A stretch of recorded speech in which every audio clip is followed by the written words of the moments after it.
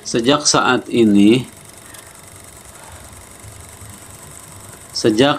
ini mengikrarkan ikhlas, mengikrarkan,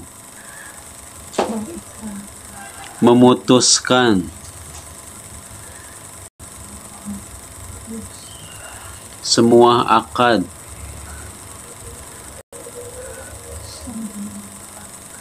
ikatan perjanjian hubungan dengan bangsa jin. Bismillah, putus. Bismillah, putus. Ikhlas nih, ikhlas. Bismillah, putus.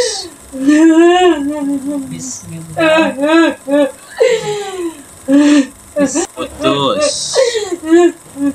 Bismillah, putus. Bismillah, putus. Sekali lagi. Bismillah, putus. Sekali lagi. Bismillah, putus. Bismillah. Udah. Ya Allah. Ya Allah.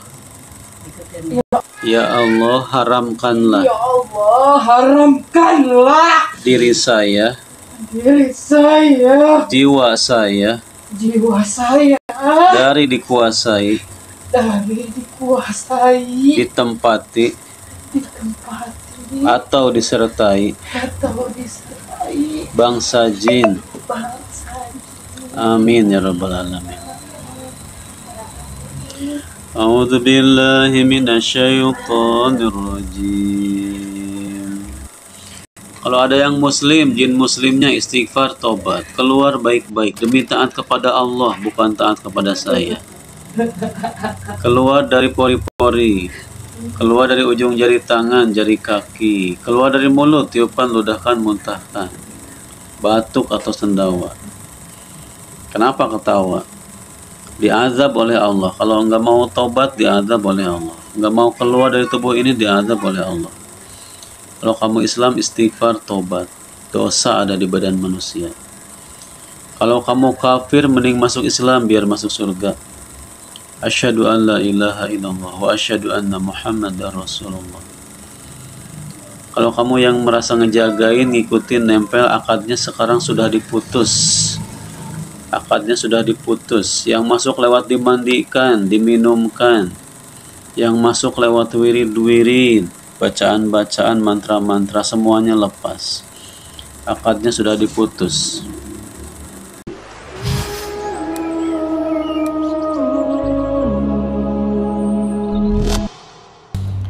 Bismillahirrahmanirrahim. Assalamualaikum warahmatullahi wabarakatuh.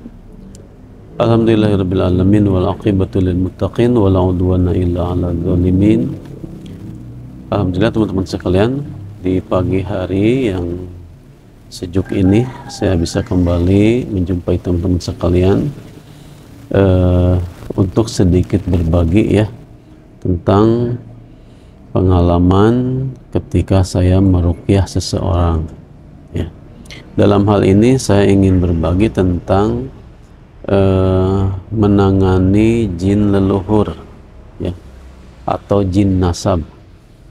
Jadi banyak hal sebetulnya yang kita lakukan di dalam penanganan gangguan jin nasab ini. Salah satunya adalah memutus jin nasab itu. Jadi memutus akad atau perjanjian ya, atau hubungan ya antara kita dengan bangsa jin.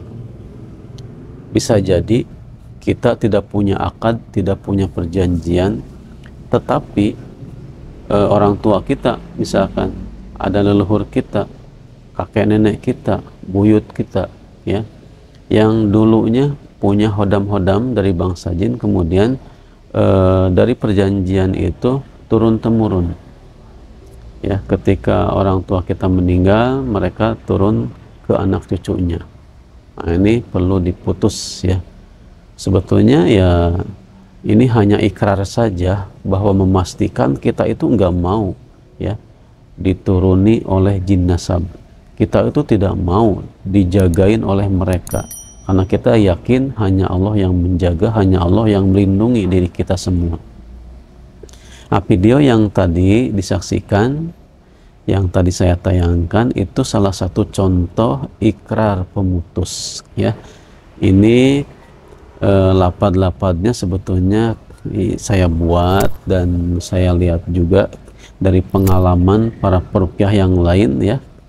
Itu kira-kira seperti itu saja lapatnya. Mungkin ada lapad-lapad yang lain itu tidak masalah, atau kalimat-kalimat yang lain ya intinya memutus hubungan dengan bangsa jin. Mungkin ada juga peruqyah yang tidak menggunakan cara ini. Nah, itu bebas-bebas saja sebetulnya ya. Mungkin ada cara yang lain dengan doa dan sebagainya.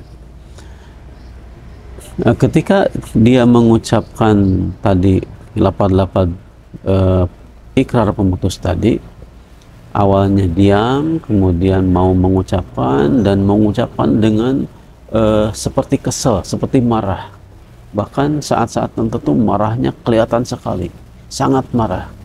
Dan ketika saya tanya orangnya apa yang dirasakan ketika mengucapkan tadi, dia bilang ada sedih, ada marah, ada kesel, ada murka ya. Ya memang biasanya ketika diucapkan ikrar pemutus itu biasanya ada yang sedih sekali, kayak sakit hati ya. Ya mungkin ini dari pengalaman banyak orang, mungkin si jinnya itu merasa ngejagain, merasa nemenin sejak lama, kemudian diputus, disuruh pergi, itu sedih dan sakit hati. Tapi biasanya itu mereka pergi ya, dengan ikhlas, walaupun nangis, sesegukan dan sebagainya, tapi biasanya pergi. Berbeda dengan yang tidak mau pergi, biasanya marah, berontak ya, kesurupan ya, ketika mengucapkan ikrar pemutus tadi.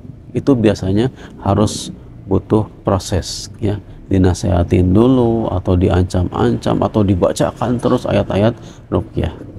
Tapi rata-rata umumnya ketika diputus akadnya itu mereka pergi ya, walaupun dengan ada yang prosesnya ringan dan ada yang dimudahkan oleh Allah Subhanahu wa taala. Ada juga memang yang sulit dan butuh proses yang luar biasa.